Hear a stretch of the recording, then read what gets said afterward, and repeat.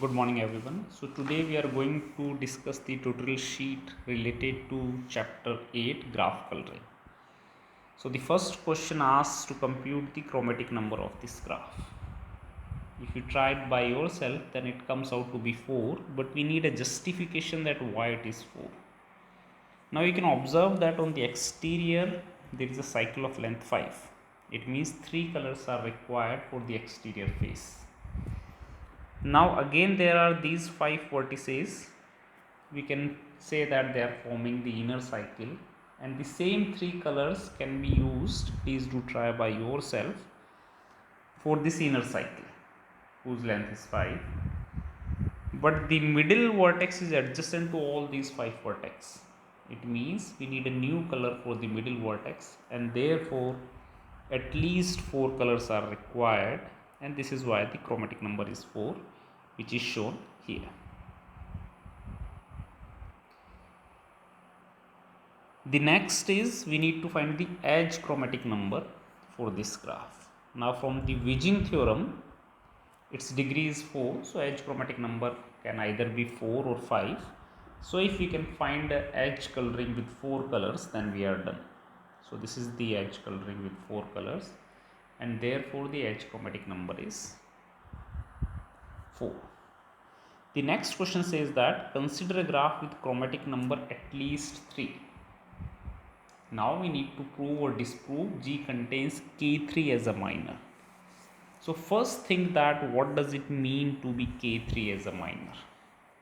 So if I consider any cycle, let's say this cycle C4 or C3 or C5, C3 is same as K3, then this cycle can easily be seen as a sub. So if this is 1 2 3 vertex, then it is a subdivision of K3. Yes, because this is how you draw K3, and this is the subdivision of K3.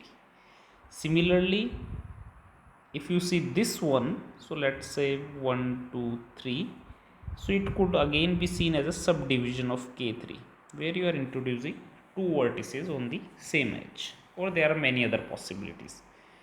It means that every cycle can be seen as a subdivision of K3, or every cycle can be seen as a having K3 as a minor. Now we need to prove or disprove it contains K3, which means if G contains a cycle, then it must contains K3. Now it is given that the chromatic number is at least 3. It means that the graph is not bipartite. If it is not bipartite, it guarantees that it contains an odd cycle. Yes. Also, chromatic number is at least 3. It means it cannot be a tree, which guarantees the existence of at least one odd cycle, and that odd cycle will give us K3 as a minor, which means the graph contains K3 as a minor. Now we need to compute the maximum number of the edges a graph with n vertices can have, provided it has no K3 as minor. So think over it. It has no K3 as a minor, it means it has no cycles. If it has no cycles, then it must be a forest or a tree. But we know that the connected, if we look at for a connected graph, then it has a maximum number of the edges, which means we are looking for a tree having n minus 1 edges. So the answer is n minus 1. The next question says that prove that every 2 odd cycles in G intersect in at least one vertex, then the chromatic number must be at least 5. Okay, so first try to understand the statement. It says every 2 odd cycles, which means that if you have cycles C1 C2 C3, then C1 C2 also intersect in a vertex, C1 C3 also intersect, and C2 C3 also intersect. So this case is not allowed because they all three are not intersecting among themselves. Okay, now if graph has no odd cycle, then of course it's bipartite and the chromatic number should be less than equal to 2.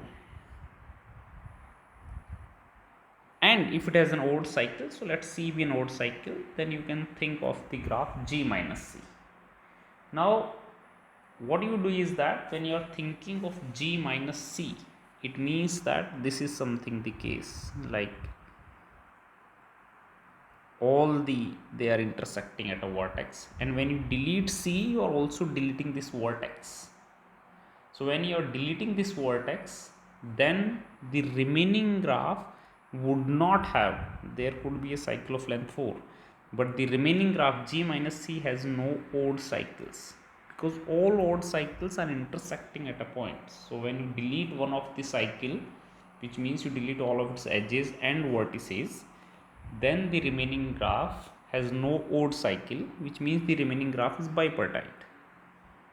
So remaining graph is bipartite, so it can be colored with 2 colors. And when you put back C, you know that it's an odd cycle. So odd cycle can be colored with 3 colors. It means maximum 5 colors are sufficient. This is the worst case. Why this is the worst case? Because these two colors can also be used for coloring the odd cycle. So in that case 2 plus 1 3. So you can also color it with 3 colors or 4 colors or 5 color, but 5 is the worst case, which means that the chromatic number can be at most 5.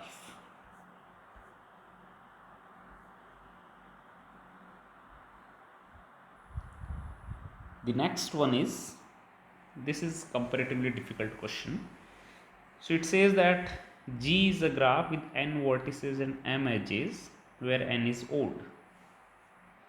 And if this condition holds, then we need to prove that the edge chromatic number is 1 plus delta G. So first recall the Wiging theorem, which says that chi dash G is less than 1 plus delta G. So we already know it. It means if we prove chi dash G is greater than equal to 1 plus delta G, then we are done.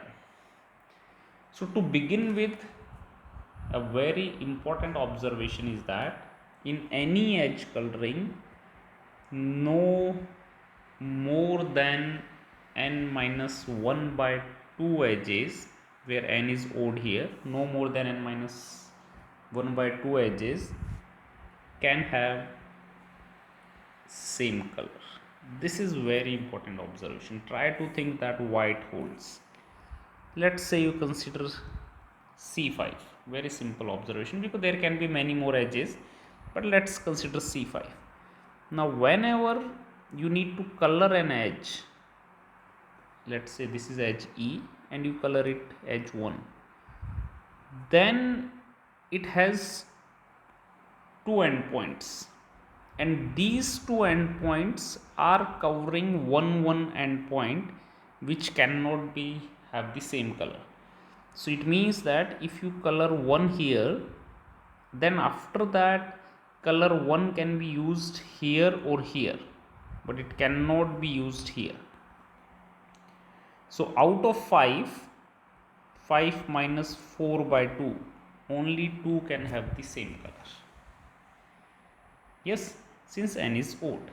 So you try any example. So logic is simple, because the maximum degree can be n minus 1, and when there is an edge, there are two endpoints. In case of the vertex coloring, it's interesting because you are just looking for the neighbors of this vertex, but in case of edge coloring, you are looking for the neighbors of two vertices. So that's why by 2 is coming into the picture. Now if this point is clear, then what we claim is that in any edge coloring, no more than n minus 1 by 2 edges can be colored the same. Therefore no more than n minus 1 by 2 edges, it means no more than, if you have 5 colors, so no more than 5 times n minus 1 by 2 edges can be colored with 5 colors, and so on, which means that no more than n minus 1 delta G by 2 can be colored with delta G colors. So it means that if the edges are more than n minus 1 delta by 2, which is given, then delta G colors are not sufficient, because if more edges are there, we need more than delta G colors, which means that this chi dash G should be strictly greater than delta G, or chi dash G is greater than 1 plus delta G. So from these two results, we can show that chi dash G is equal to 1 plus delta G. And now, so it says that if the number of the edges are greater than n minus 1 by 2 delta G, then chi dash G is 1 plus delta G. So you can easily verify for this graph that n is greater than n minus 1 by 2 delta G, and therefore for this graph delta G is 5, so chi dash G is 6. And then you can easily find the 6 coloring for this graph, which is as follows. So very interesting question, comparatively difficult. Give an example of a graph K4 with chromatic number 4 that does not have a copy of K4, because we know that if we consider K4, then its chromatic number is 4. So we just want to show that there exist many other graphs which does not have K4 as a subgraph, but its chromatic number can be 4. Yes. So one of the simplest option is that you can think of some odd cycle, because 3 colors are required, 1 2 1 2 3, and then you make a vertex adjacent to all of them, so 4th color is required here. We call it a wheel graph. And the last question, which says that let G be a 3 regular graph, so degree of each of the vertex is 3 and H chromatic number is 4. Prove that G does not have a Hamiltonian cycle. So the hint is, please do try it by contradiction. What will happen if it has a Hamiltonian cycle?